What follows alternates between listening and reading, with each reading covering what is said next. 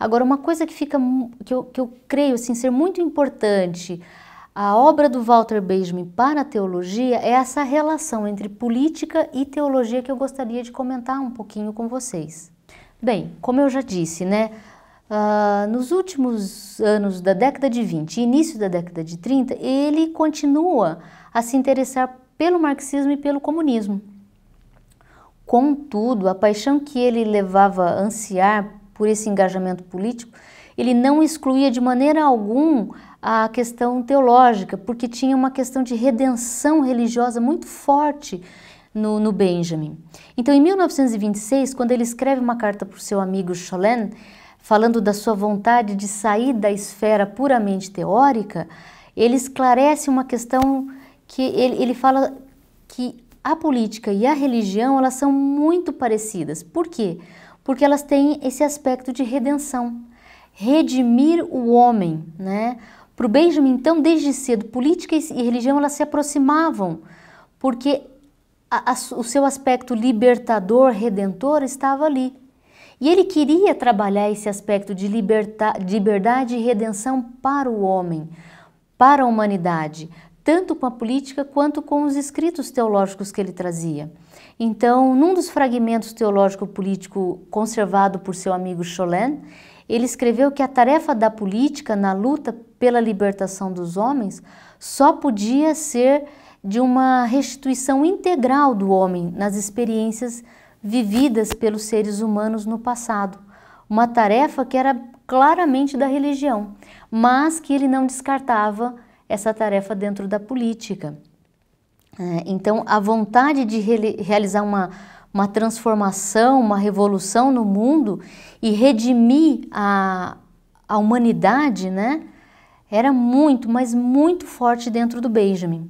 Então, o materialismo histórico, nas condições atuais, deveria aproveitar todos esses conteúdos, né, de verdade que estavam à disposição, inclusive as verdades religiosas, né?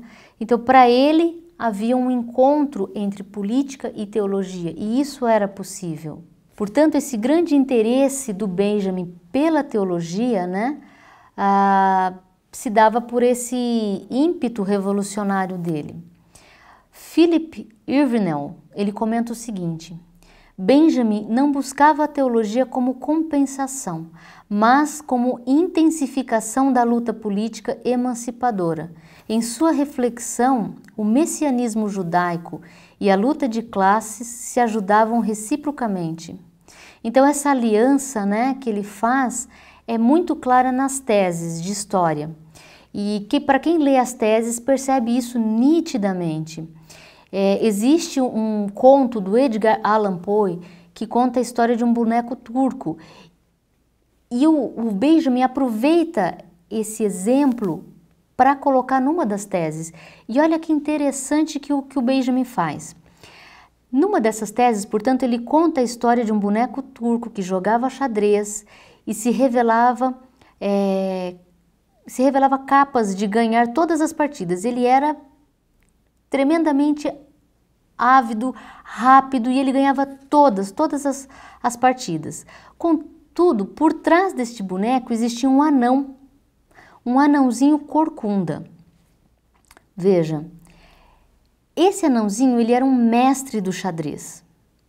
E ele era que fazia com que o boneco turco ganhasse as partidas. O anão corcunda não era visto, né? Ele não era visto. Ele apenas movia as pedras do tabuleiro. Benjamin então comparou o materialismo histórico ao boneco, né? E o anão à teologia. Então, para vencer, para encaminhar a revolução-redenção, o materialismo histórico precisa aurir as forças que estão na teologia. Hoje, como se sabe, ela é pequena e feia. Não tem coragem para se mostrar, porém continua sendo uma campeã de xadrez. Então, para o Benjamin, essa necessidade da teologia estar junto com o materialismo histórico era essencial, né? Por isso que ele tinha essa ideia do messianismo, ou seja, o Messias é aquele que vem para resgatar os oprimidos. E a política, juntamente com essa visão teológica, seriam isso, estariam para resgatar a humanidade.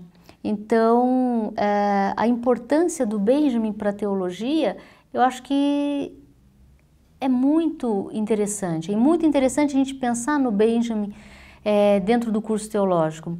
Por isso eu compartilho um pouco dessas ideias e do seu pensamento para que, se houver interesse, possa dar continuidade aos estudos desse grande filósofo. Muito obrigada.